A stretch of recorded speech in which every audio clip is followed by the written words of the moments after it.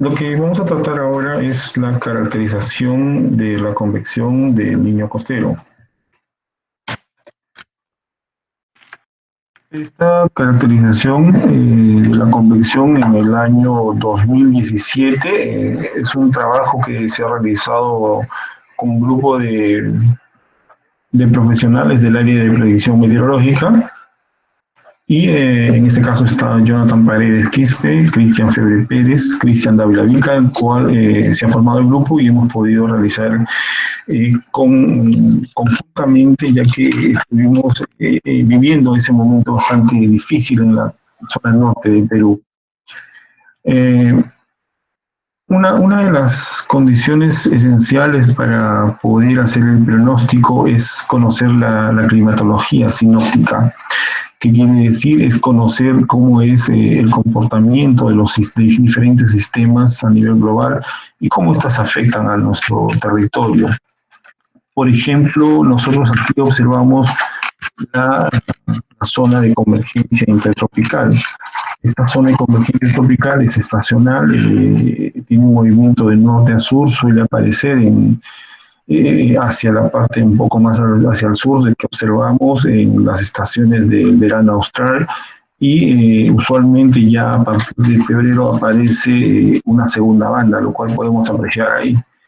Esta segunda banda suele aparecer en febrero, primeramente asociado al calentamiento que hay en la zona y rápidamente esta genera sistemas de bajas presiones y genera también esa convergencia de viento que propicia y favorece a la actividad convectiva. Pero ¿qué sucede cuando el calentamiento es anómalo a lo largo de, digamos, aproximadamente los 3 a 4 grados de latitud sur? Esta segunda banda se fortalece y tiende a ser, digamos, predominar ante la primera banda, lo cual es el que usualmente es más intenso. Pero en periodos El Niño, es decir, cuando el calentamiento del agua del mar es intenso, esta condición es mucho más favorable, ¿no? Es uno de los temas que suele ser mucho más fuerte. Ahora, esta sería la segunda banda. Entonces, en este caso, nosotros vamos a analizar cómo es ese comportamiento de segunda banda, lo cual ha sido uno de los principales sistemas que afectó a la parte norte del Perú. Y vamos a hacer un corte imaginario, vean ahí la línea negra vertical, ese corte imaginario para ver cómo en el tiempo va a variar esa zona de convergencia y qué tanto puede ir hacia el sur. Ya, imaginariamente vamos a ver ese corte y vamos a hacer un diagrama de Houghton. Vean acá, aquí lo que tenemos es la variación temporal de la zona de convergencia. Tenemos en el corte imaginario desde la latitud de 14 grados sur aproximadamente hasta los 14 grados norte. El área shurada que pueden apreciar es justamente la convergencia, ¿no? Hay la fórmula matemática de convergencia de viento, y entonces esa se extiende desde enero del 2016, vamos a verlo, se extiende hacia el 2017. Si podemos apreciar, se va más hacia el norte conjuntamente más o menos a partir de abril, comienza a moverse hacia el norte, se extiende todo el periodo prácticamente de otoño, invierno, inclusive primavera, y ya camino hacia el verano se dan cuenta que va hacia el sur, va migrando hacia el sur. Llega aproximadamente entre los 4 grados, 3 grados norte y después comienza a subir un poco, ya cuando empieza abril comienza a subir hacia el norte, ¿no? Pero esa es la primera banda. Pero ¿qué pasa con la segunda banda? Por ejemplo, el año 2016 apareció la segunda banda, un poquito más débil, pero sí en latitudes bastante al sur. Sin embargo, no comenzó a afectar la zona costera, es decir, las zonas usualmente nuestra población es la parte mucho más afectada, históricamente afectada, Tumbes, Piura. ¿Qué es lo que pasa ahora? Veamos ahí la segunda banda, pero del año 2017. Una segunda banda bastante marcada y se va hacia el sur, es decir, hacia el sur apreciamos aquí esta segunda banda y si comparamos con el 2016, esta segunda banda tiene más duración en el tiempo, inclusive es un poco más intenso que el 2016. Entonces nuestra preocupación es poder monitorear esta segunda banda y cuáles son esas otras condiciones atmosféricas quienes propician o favorecen para tener mayor actividad convectiva. ¿Ok? Esa línea imaginaria que ven ahí es una línea de aproximadamente cerca de los 5 grados de latitud sur. Pongo esa línea para que tengamos idea que esa es aproximadamente las zonas de Piura. Vean esa línea, la zona de convergencia para 2017 se va inclusive mucho más al sur que Piura. Como sabemos, las ciudades afectadas han sido más las zonas de Piura, Lambayeque, inclusive llegó muy próximo al norte de Lima, las ciudades de Ancash, algunas zonas partes de la costa de Ancash han sido considerablemente afectadas, ¿no? Entonces, analizamos ahí y vemos cómo es el comportamiento de la zona de convergencia y los periodos de afectación coinciden bastante bien con las actividades de nubosidades de gran desarrollo que afectaron las zonas costeras. ¿Ok? Veamos ahora el viento respecto a ello. Si pueden apreciar conjuntamente cuando aparece esa segunda banda, los vientos conjuntamente están siendo ya no del sureste, que usualmente son los vientos alisios, sino estos vientos a esas latitudes son bastante débiles y comienzan a predominar vientos del norte, que significa que los vientos del norte comienzan a invadir a lo largo de la zona costera. Estos vientos del norte traen consigo aire más caliente, más húmedo, que lo van distribuyendo a lo frente a la costa peruana hacia el sur de esta. Igualmente en la zona, si comparamos el 2016 y el 2017 tiene mayor ampliación en el tiempo, inclusive en las intensidades también, ¿no? Eso favoreció a que duró más periodos comparado a un año próximo que estamos haciendo, una comparación bastante rápida con el año 2016. Un tiempo entre casi a finales de enero y extendiéndose gran parte de todo febrero, marzo y inicios de abril, para luego ya atenuarse a mediados de abril y ya desaparecer, ¿no? Entonces, en resumen, tenemos el comportamiento de la zona de convergencia, los periodos y cómo está, hacia dónde ha sido desplazado esta zona de convergencia. Veamos ahora cómo en promedio se comportó estos vientos y la temperatura superficial del mar. Veamos ahí, tenemos la figura A, B y C. A es el promedio de enero, B es el promedio de febrero, C es marzo. Enero, el calentamiento se dio aproximadamente entre la segunda semana de marzo, extendiéndose hacia finales, perdón, segunda semana de enero, extendiéndose hacia finales de enero. Ese calentamiento anómalo ya estaba generando el cambio de viento. Fíjense en las anomalías de viento, ya prácticamente lo tenemos una invasión del norte. Aún todavía no era intenso, pero ya había alguna generación de precipitaciones importantes a lo largo de la costa. Hacia febrero fue un cambio mucho más sustancial. Tenemos una anomalía bastante marcada desde las latitudes aproximadamente 10 grados sur, extendiéndose hacia los 2 grados sur. Vean ahí las anomalías, entre 2 a 4 grados de anomalía para el mes de febrero. Y fíjense el viento es una predominancia de la zona norte. Estas son anomalías de viento. Veamos la intensidad, es bastante, digamos, fuerte, y esto favorece justamente a la invasión del aire caliente y húmedo hacia las zonas costeras. Asimismo, para el mes de marzo, esta sufrió la mayor intensificación de anomalías, inclusive ahí se puede apreciar los vientos son mucho más intensos, es decir, la invasión total hacia nuestra zona costera, extendiéndose ya la lengua cálida, inclusive hasta los 14 grados sur, afectando incluso a la parte central, es decir, las zonas de Lima, y la zona obviamente más afectada ha sido Piura, Lambayeque y hasta Trujillo, perdón, La Libertad en este caso, ¿no? Así que toda esta zona sufre el mayor calentamiento entre febrero y marzo. Esos son los 2 meses más activos que se ha tenido, especialmente marzo, donde las anomalías incluso, bueno, esto se hace un poco más de oceanografía, llegaron a registrarse entre 9 a 10 grados de anomalías, es decir, positivas, en las zonas muy próximas a las zonas costeras, ¿no? De temperatura por encima de, digamos, de la climatología que usualmente registran, ¿no?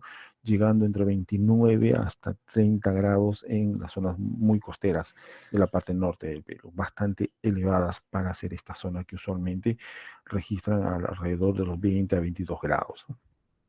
Esto es una digamos, gatillador esencial para tener inestabilidad en toda esta zona, una inestabilidad condicional. ¿Qué quiere decir? Tengo toda la inestabilidad condicional solamente a la espera de un pequeño disparador que genere la actividad convectiva.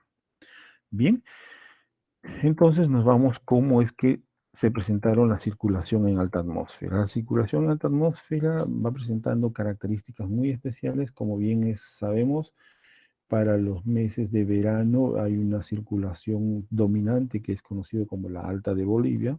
Esta circulación dominante del Alta de Bolivia ya aparece para el mes de enero, es mucho más predominante. Sin embargo, hay una ubicación bastante especial. Fíjense, enero es el A, B es febrero, C es marzo. ¿Dónde está? Está un poco hacia el oeste de su ubicación. Este sería el núcleo en el norte, digamos, la parte extremo norte de Chile con Bolivia estaría el núcleo. Usualmente este debería estar más o menos a la zona central de Bolivia. Sin embargo, las anomalías cálidas hacen que se desplace un poco más hacia el oeste. ¿Ok? En las zonas de, igualmente para el mes de febrero, también desplazado hacia el oeste. Y en marzo ya ubicándose en promedio para ligeramente hacia el oeste, pero con mucho más fuerza. Fíjense aquí hay una situación bien especial. Vea, este va a ser, si uno lo describe, digamos, con vectores nada más, a veces no logran ver cómo es en sí la circulación. Tal vez las líneas de corriente sean más explícitas, pero sin embargo hay veces cuando se grafica las líneas de corriente en algún software como el GRADS u otros, no lo grafica muy bien porque hay veces la interpretación física podría ser no válida. Entonces, así haciéndolo manualmente, vean cómo es la circulación. Tienes una circulación de Alta Bolivia, una dorsal subecuatorial bastante pronunciada, y vean dónde está la parte de difluencia. La difluencia muy marcada que suele ser típico en periodos niño es esta, ¿no? Entonces, esa difluencia es la quien sería uno de los disparadores en esta zona, ¿no? Hay una divergencia muy potente acá que en algunos casos cuando coincide con la alta concentración de humedad y la inestabilidad condicional que hay en la zona, entonces nos va a generar una fuerte explosión convectiva por todo. Coincidentemente, en promedio para el mes de enero está en esa zona. Y si nos vamos para el mes de febrero, es mucho más marcada y ya se torna inclusive un dominio de dos circulaciones muy fuertes, ¿no? La circulación del Alto de Bolivia y la dorsal subecuatorial, bien marcada, mucho más marcada que enero, y la difluencia entre Piura y Tumbes, ¿no? Para la zona. Y coincidentemente, me olvidaba, el área shurada que aprecian es el agua precipitable. Fíjense el agua precipitable entre enero y febrero. Estamos hablando valores entre enero 45, camino a 50 milímetros, pero en febrero ya la predominancia de los 50 milímetros es más generalizada. Usualmente esta zona tiende a tener los 40, 45 milímetros. Cuando ya estamos llegando a 50 milímetros a más, la actividad de lluvia es mucho mayor, porque tienes mayor disponibilidad de humedad. Así que tenemos esa difluencia muy marcada y también tenemos la humedad, lo cual nos están presentando condiciones favorables a la ocurrencia de convección. Y hay que recordar que hay investigaciones, una de ellas es de Goodman, uno de los primeros artículos publicados. Más que todo fue una conferencia que realizó y hizo un trabajo para este simposio donde encontró que pasados los 26 grados de la temperatura superficial del mar en esta zona norte del Perú, ya hay mucha posibilidad de ocurrencia de lluvias. Siguiendo esos datos, se encontró que sí se cumple esa información. Hemos podido lograr ver que cuando ya teníamos por encima de los 26 grados Celsius la temperatura superficial del mar, teníamos actividades de lluvias muy importantes. Igualmente para el mes de marzo, tenemos una muy marcada igualmente difluencia en la parte norte del Perú, es decir, las zonas de Tumbes, Piura, Lambayeque, y esta fue coincidentemente donde se presentó mayor actividad de convección. Fíjense los valores del agua precipitable por encima de los 55 milímetros, valores bastante favorables para la actividad. En términos generales, tenemos entonces el patrón de circulación característica o característico de esta región norte en periodos El Niño. ¿Ok? Así que estamos teniendo circulaciones bastante interesantes de cómo es que esperaríamos para hacer un pronóstico si presentamos este tipo de circulación aunado al agua precipitable por encima de los 50 milímetros, tenemos condiciones muy favorables para la ocurrencia de lluvias considerables, considerando también hacer un análisis de la inestabilidad en esa zona, ¿no? ¿Ok? Seguimos avanzando. Vamos acá con un ejemplo. Fíjense ahí, es la imagen de una imagen de satélite, en este caso es del GOES 13.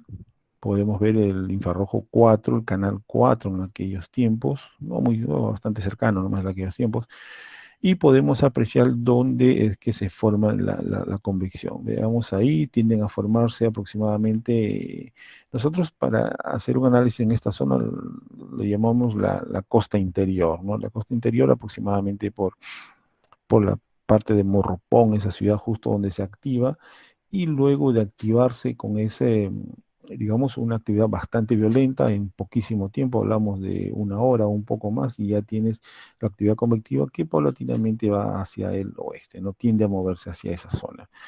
Ok, así se puede apreciar. Aquí hay otros ejemplos más. Aquí tenemos una un poco mucho más desarrollada. Vean donde se forma más o menos en la costa también interior y luego desplaza hacia el oeste, ¿no? Vean ahí la actividad, hay varios núcleos, considerando esos núcleos los puntos rojos donde tienen el mayor enfriamiento y hay diferentes núcleos, uno está en Piura, el otro se forma en las zonas de Tumbes, otro se va formando en el límite con el mar. Entonces, el detalle en este periodo del niño es que su formación de convección es muy violenta en poquísimo tiempo, en cuestión de una hora ya tienes un cumulus nimbus que puede llegar hasta los 70, inclusive si ven ahí los valores, vean la barra de valores está llegando hasta los 80, inclusive hasta los 85 grados bajo cero. Estamos hablando por encima de los 15 kilómetros de altura de esa actividad convectiva muy fuerte, muy violenta, y la actividad de lluvias que se daba. Hay, por cierto, hubo un periodo en que el acumulado de precipitación en una sola hora fue, al menos donde se tuvo una estación, fue de 75 milímetros en una sola hora. Imagínense la cantidad de lluvia que iba cayendo en esta zona. Posiblemente haya habido registros mucho mayores, al menos no tenemos estaciones que lo hayan registrado, pero es muy posible que haya sucedido estas cantidades de precipitaciones que hayan superado estos 75 milímetros por hora. Acá tenemos otro ejemplo. Vean lo peculiar de todo esto, si se fijan en cuando se forma, el núcleo explosivo es muy pequeño, muy violento, y también hay otros núcleos que se van formando no solamente en continentes, sino se van formando también en las zonas, digamos, marítimas, ¿no? Entonces, todo esto obedece al comportamiento del calentamiento del mar. Igualmente, al calentamiento que hay en la zona continental y en la zona marítima son diferentes. La inestabilidad y las horas también son diferentes. Por ello, más adelante vamos a ver cómo es que tienen ese comportamiento bastante especial, ¿no? Aquí hay otro ejemplo. Tenemos la actividad un poco menor, pero ya como que un poquito más salido hacia la zona costera o camino hacia el mar. ¿Ok? Acá hay más ejemplos, espero no aburrirlos con esto, pero son ejemplos muy didácticos de ver dónde se forman y se van repitiendo y el camino siempre camino hacia el Pacífico, ¿no?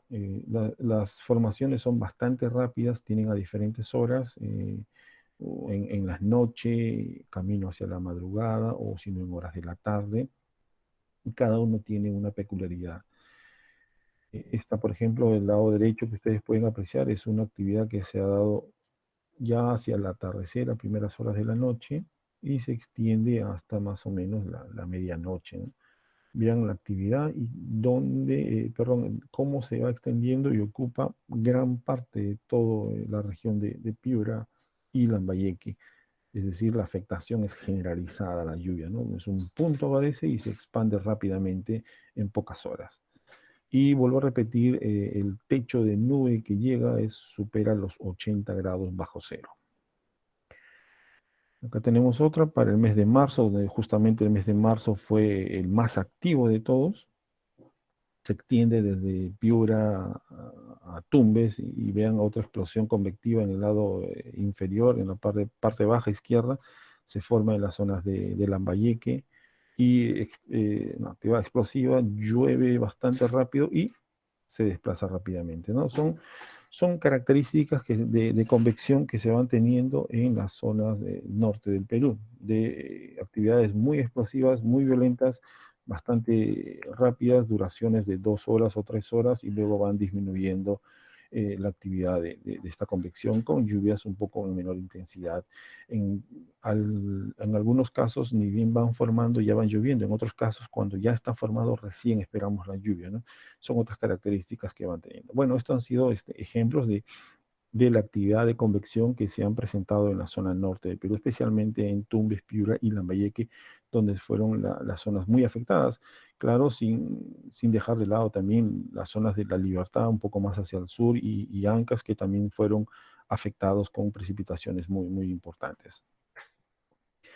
Entonces, de todo ello se logró determinar la formación de esa convección para enero, febrero y marzo, para contabilizar cuántos de estos núcleos convectivos son los que se presentaron y dónde se presentaron, y una forma de determinar la actividad, el desarrollo violento, es cuando se registraban valores hasta los 60 grados bajo cero. Es decir, el techo que rápidamente, en cuestiones de pocos minutos, se formaban hasta esos niveles, ¿no? Entonces, acá tenemos el mapa, vemos aquí Tumbes, Piura, Lambayeque, nuestra área de interés. Si podemos saber, estas son el Amotape, ¿no? La pequeña cordillera del Amotape, la zona occidental, la zona oriental. Esta parte que ven el área surada hacia la parte este de Piura, Lambayeque, lo llamamos la costa interior. Ya esta zona es que usualmente suelen presentarse las actividades convectivas. Bien, entonces al lado derecho podemos apreciar todos los puntos, son todas las actividades de convección que se han presentado, y esto como que nos sirve más o menos para saber usualmente dónde son las áreas que podrían presentarse las actividades o las nubes, y las nubes de convección de gran desarrollo, y sobre todo estas zonas podrían ser las que acumulen mayores cantidades de lluvia, ¿no? Hay también las actividades que suelen presentarse en el mar.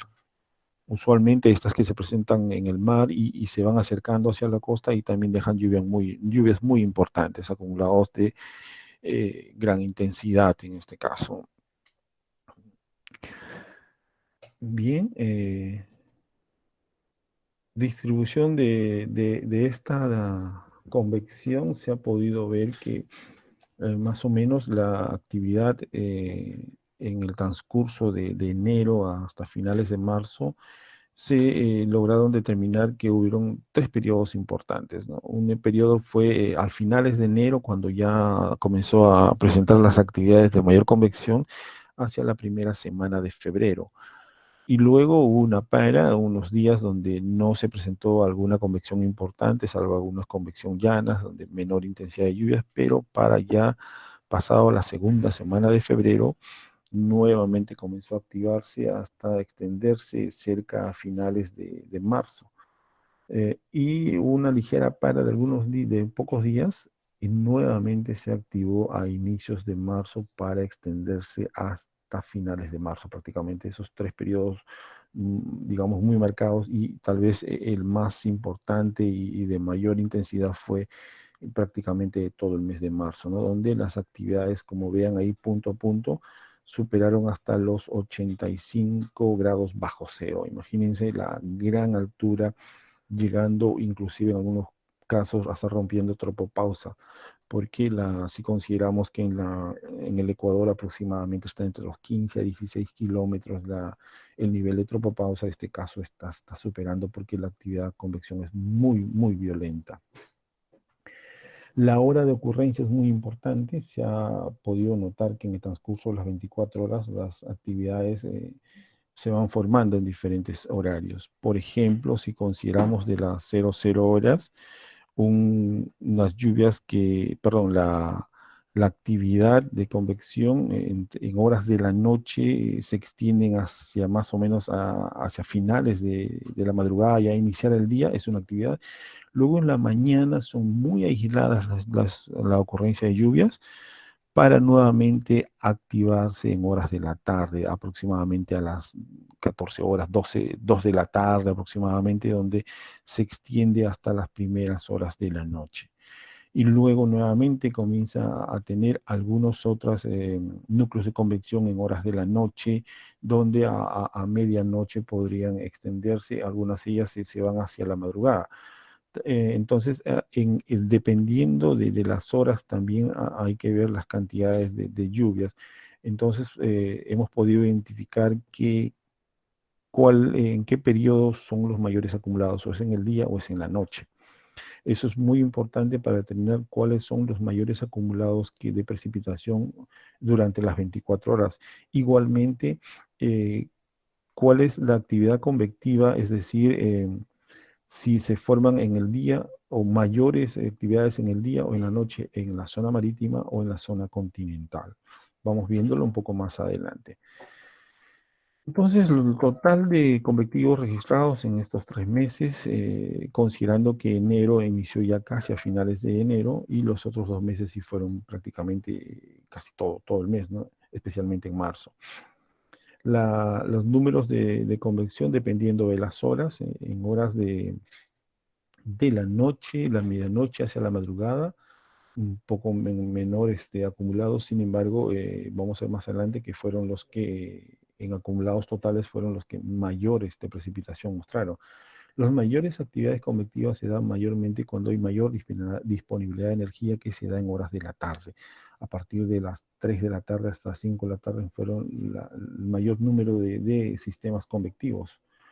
Luego descendiendo hacia el atardecer, cuando ya el núcleo está muy formado y genera la lluvia, y hacia las primeras horas de la noche va, dicen, bueno, debilitándose el sistema, dejando toda la lluvia, y hay menores actividades en este caso, ¿no? Para iniciar otro periodo que es en horas de la noche, las actividades disminuyendo hacia las primeras horas de la mañana.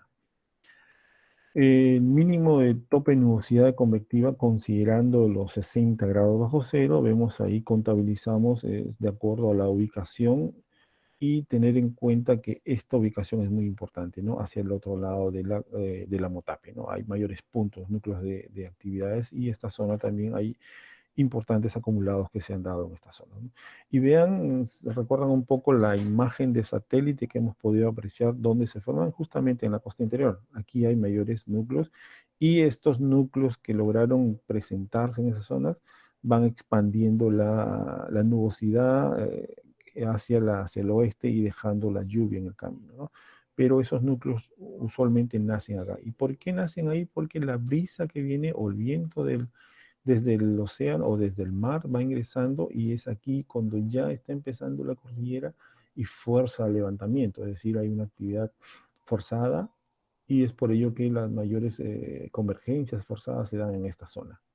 Y es ahí donde se forman las actividades convectivas mucho más potentes. Bien, en el comportamiento en el transcurso de las 24 horas, podemos apreciar que en la costa, digamos, consideramos esta costa, ¿ya? Toda esta área verde limón más o menos sería la costa, ¿ok? Este comportamiento va por ejemplo, desde la tarde extendiéndose hacia más o menos la medianoche, sería su mayor punto digamos, en promedio de todos los núcleos de convección, el tope más bajo de temperatura, y las lluvias ocurriendo camino hacia la madrugada. En horas de la tarde hay una actividad muy especial. En horas de la tarde, usualmente cuando se forma la actividad convectiva violenta, es ahí cuando ya empieza la lluvia. y va lloviendo y lo más importante, como tienes disponibilidad de energía, el calentamiento diurno hace que la convección siga alimentándose mucho más y extenderse hacia el atardecer y horas de la noche, conjuntamente con la lluvia y convección, los dos a la vez. Mientras que a diferencia de la noche ya está muy formada la nubosidad y solamente va generando lluvia y lluvia, pero esta caída de precipitación, su disminución de esa nubosidad es lenta, mientras que en horas de la tarde su comportamiento de actividad, mientras va generando la convección y va dejando lluvia, se retroalimenta solo hasta llegar al pico máximo y luego su caída es bastante más rápida, manteniéndose en horas de la noche con lluvias bastante continuas. Entonces, vamos dándonos cuenta ahí que las mayores extensiones de lluvia se dan un poco más en la noche, ¿no? En la costa hay un comportamiento muy especial en horas de la noche. Llamamos costa noche 1, noche 2, es por el mismo hecho de su comportamiento de convección. Muchas de ellas se han tenido que la convección, en la formación de nubosidad a partir de aproximadamente las 3 de la tarde se extiende rápidamente para tener su pico máximo a las 6 de la tarde y luego perder intensidad y descender al techo de la nube, pero en el camino dejar actividades de lluvias muy importantes. Ahora, el otro comportamiento es que la formación, mientras va formándose la nube, va reactivándose, va retroalimentándose y a su vez va dejando lluvias. Mientras que el otro espera formarse totalmente para recién dejar lluvias. Son dos comportamientos que se han notado en estas zonas de la parte costera. Y aquí tenemos las diferentes curvas que estamos apreciando, son las curvas que se han mostrado de todas las convecciones que se han presentado, ¿no? Tanto en la madrugada, en la tarde o en la noche, esos dos comportamientos en la noche. Y entonces se han agrupado esos tipos de comportamientos para sacar un promedio, ¿no? Porque si agrupábamos todo, iba a salir una curva no muy bien representativa. Entonces lo que se ha hecho es agrupar el comportamiento similar en horas y se ha podido ubicar que justamente en la costa, en la madrugada, tiene un cierto comportamiento bastante típico con respecto a esas precipitaciones, igualmente en horas de la tarde y igualmente en la noche, ¿no? En la noche sí hay dos comportamientos bastante especiales, ¿no? Entonces, en promedio, vean ahí la línea negra, es el promedio del comportamiento tanto en la madrugada, en la tarde y en la noche, que sí son dos comportamientos especiales, ¿no? En el cerro, en este caso, una pequeña cordillera que llega aproximadamente a los 800 o 900 metros, su máxima altitud de esta pequeña cordillera, pero pequeña, muy importante, ¿por qué? Porque justamente es donde estas zonas se enfocan bastantes núcleos de convección, la parte este y la parte oeste, ¿no? Y las actividades son bastante violentas en estas zonas.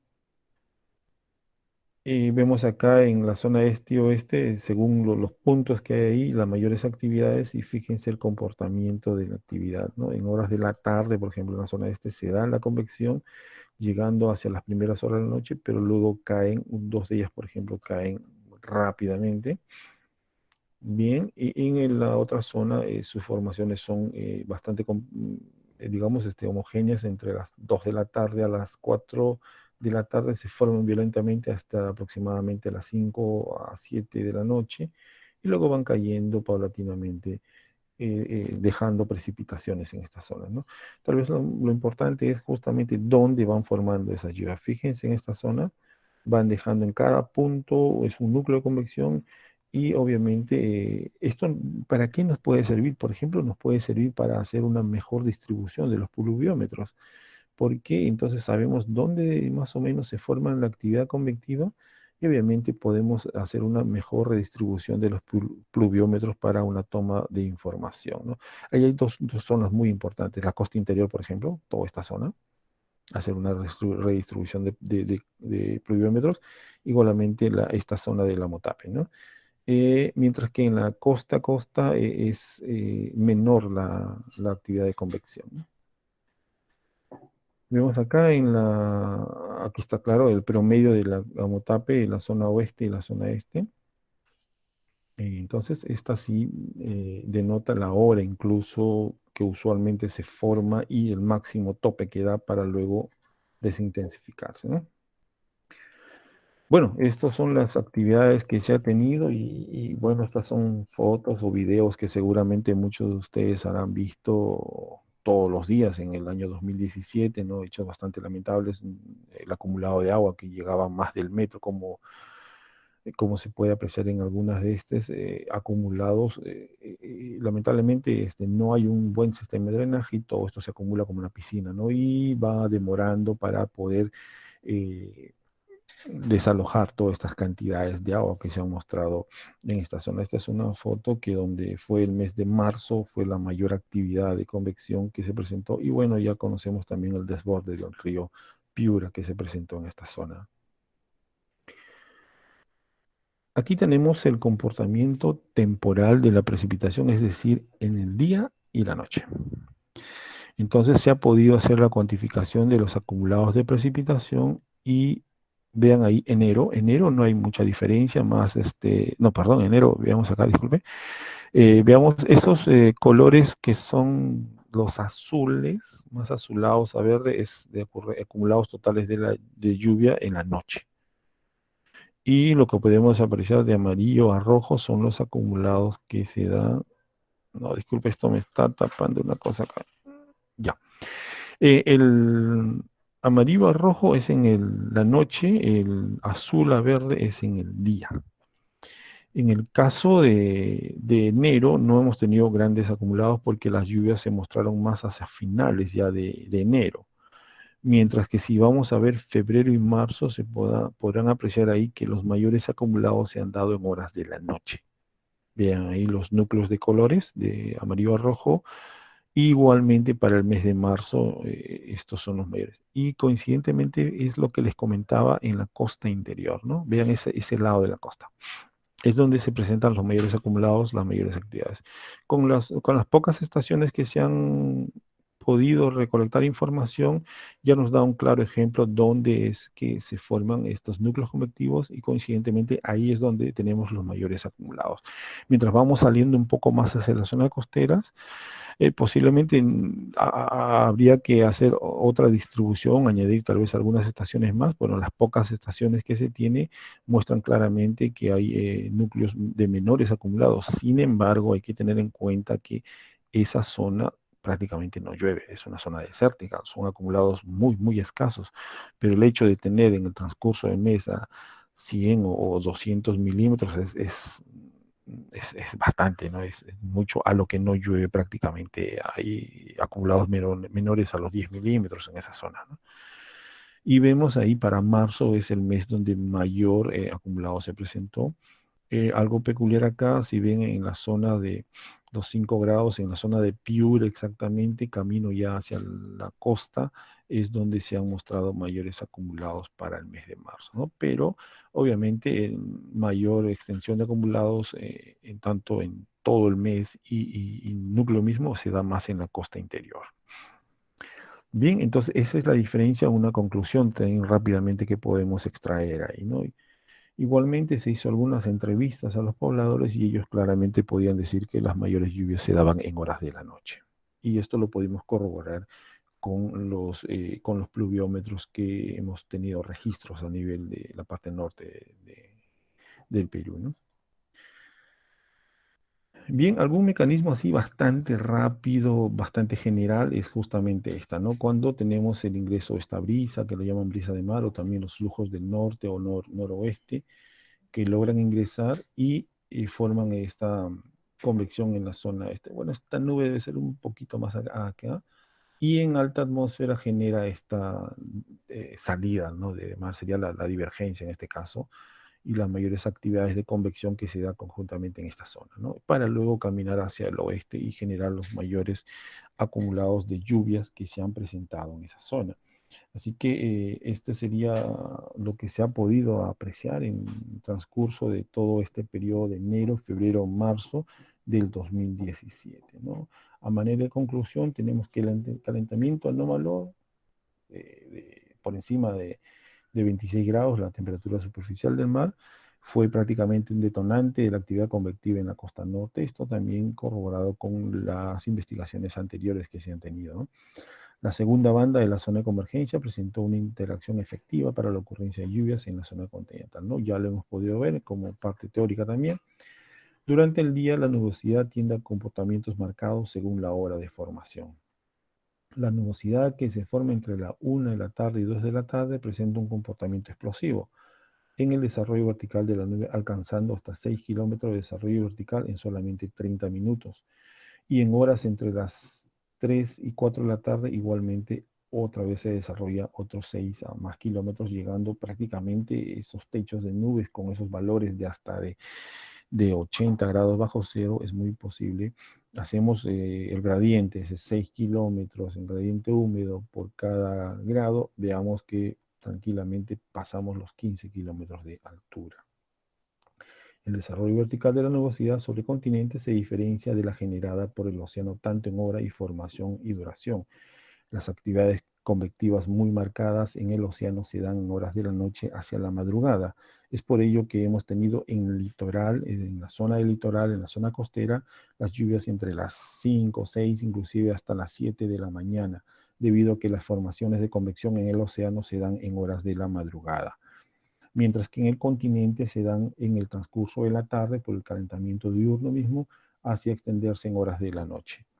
¿No? Los acumulados de precipitación en horas de la noche fueron mayores a lo ocurrido en horario diurno.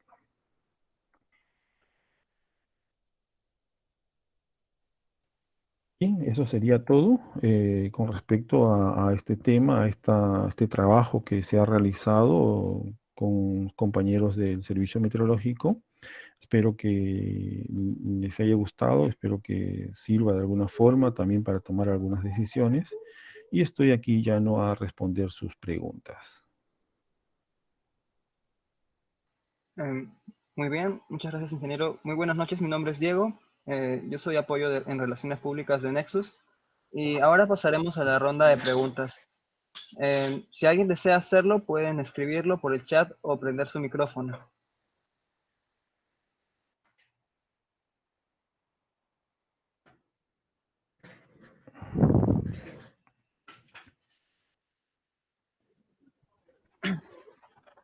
Buenas, ¿se me escucha? Buenas, Sí, ¿cómo está? Buenas noches. buenas noches, ¿cómo está? Sí, tengo una consulta. Disculpa. Bueno, actualmente sabemos que los modelos nos brindan un montón de información, ¿no? De variables atmosféricas, y otros. Sin embargo, en la parte del campo no se tienen muchas variables. Nos limitamos a las estaciones meteorológicas que existieron en el norte.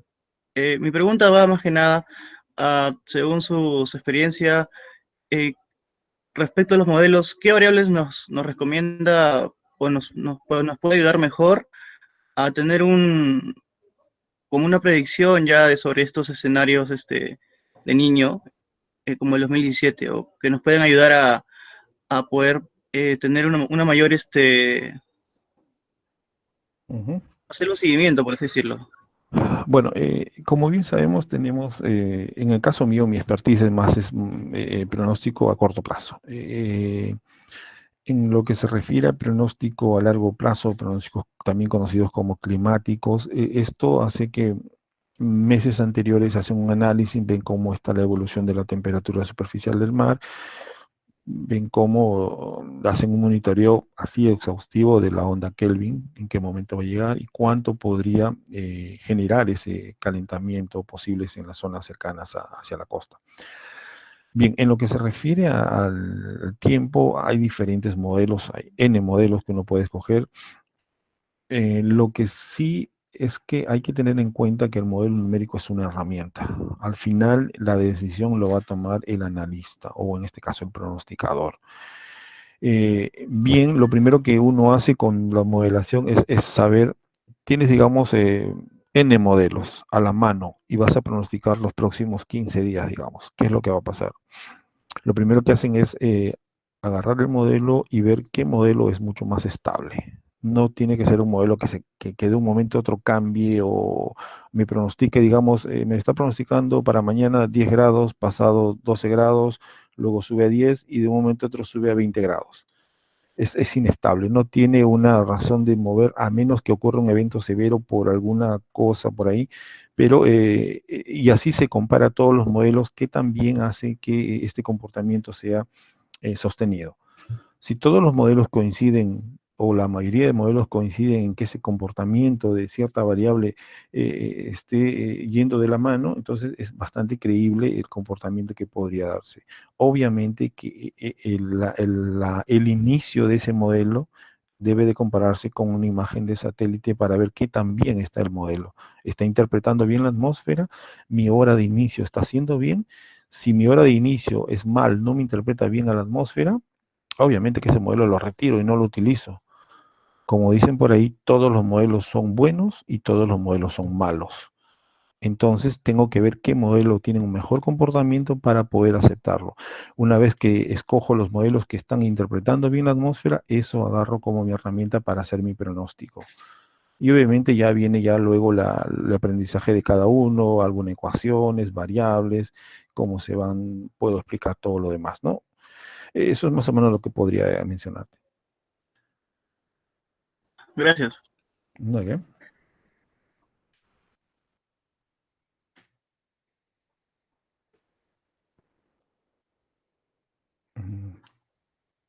Tal vez por ahí alguna otra pregunta más, alguna, tal vez alguna sugerencia, algún aporte, alguna experiencia.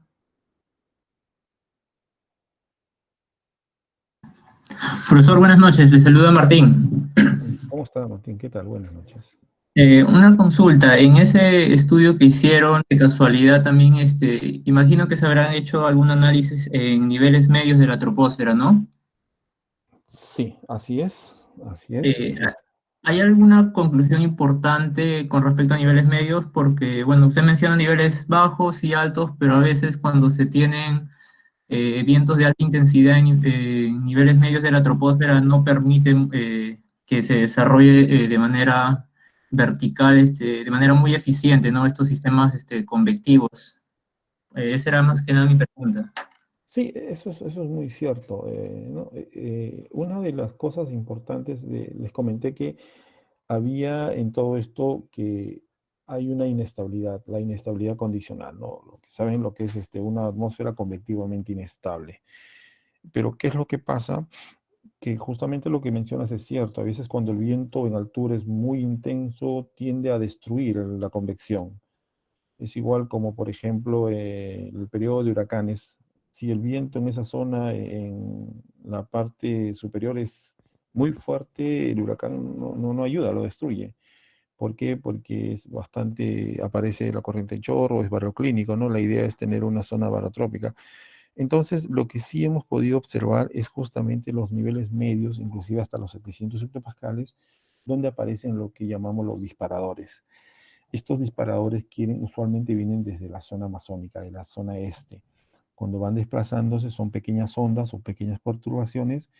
Es como que si tú tuvieras una torre de naipes, ¿no? Tu castillo de naipes y haces un pequeño aleteo de la mariposa, todo se derrumba. Es lo mismo. Tenemos convergencia de superficie, tenemos divergencia de superficie, tenemos humedad, tenemos prácticamente digamos, una zona convectivamente inestable o la inestabilidad condicional que llamamos, pero hace falta ese aleteo de la mariposa, lo cual ese inestabilizador o disparador viene de niveles de 700 a niveles medios. Entra esa pequeña perturbación y es la que me va a generar esa actividad convectiva, ¿no? Eso es lo que se ha podido apreciar en estos sistemas de convección, ¿no? No se detalla mucho eso porque el objetivo de este trabajo no era tanto detallar eso, era más detallar las formaciones o puntos, núcleos de convección, dónde se forman, a qué hora y todo ello, ¿no? Es por ello que, al menos en este trabajo, no se detalla que en niveles medios hay ese detonante que llamamos, ¿no? Sí, profe, gracias. Ok.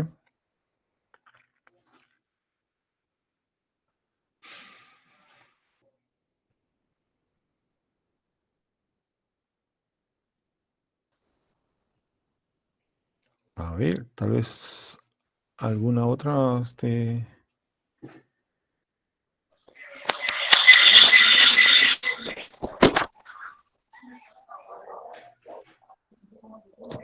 Profesor, buenas noches. Le habla Nick. ¿Cómo está? ¿Qué tal? Profesor, tengo una duda. En su exposición, en la parte del tema circulación en alta sobre la Ya. troposfera, ¿qué programas o herramientas tuvo que establecer para obtener esos resultados? Bueno, hay diferentes herramientas, prácticamente son visualizadores de modelos, ¿no? Usualmente yo suelo trabajar con GRADS, ¿no? Para ver, bueno, sí, el modelo que hemos trabajado No, es la señal. el modelo que hemos No, la señal. trabajado. ¿Me Mala. escuchan? ¿Me escuchan? Sí, le Ya, escucho, bueno, disculpe. ya, ok. Entonces, el modelo que hemos utilizado ha sido el GFS, los análisis del GFS, y en 200 hectopascales usualmente es el punto máximo, pero hay que considerar que estamos en pleno periodo de verano y donde la atmósfera tiende a extenderse mucho más. Entonces, recomendación para todos ustedes, los que les gusta analizar, la recomendación sería analizar no 200, sino un poquito más arriba, irse a los 150 hectopascales donde se muestra la mayor divergencia. 150 hectopascales en el verano, y si van camino acabando verano, ya bajarse un poco más, ¿no? A 200 o 250, inclusive hasta 300 hectopascales, pero en pleno verano de mayor actividad convectiva ir a 150 hectopascales. Y los programas, pues son visualizadores, no sé, pues pueden ver el Python, el GRADS o otros visualizadores que le van a ayudar, ¿no? Ahora hay tantos programas que te ayudan a ver esto, ¿no? Hasta el IDB me parece que también pueden ver esto, ¿no? La idea es buscar un buen modelo eh, que te va verificando lo que sí realmente hay, ¿no? Y como les digo, ¿cómo se hace eso? Es agarrar el modelo, ver la hora del modelo y compararlo con una imagen de satélite. Y compara si ese modelo está representando muy bien a lo que es lo real, que es la imagen de satélite, entonces puedo trabajar con ese modelo. Pero si no me está representando bien, simplemente busco otro. ¿Ok? Gracias, profesor.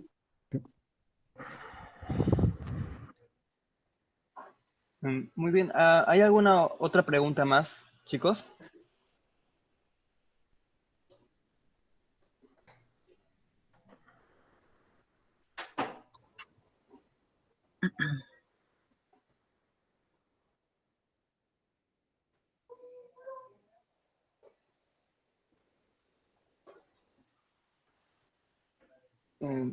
De acuerdo.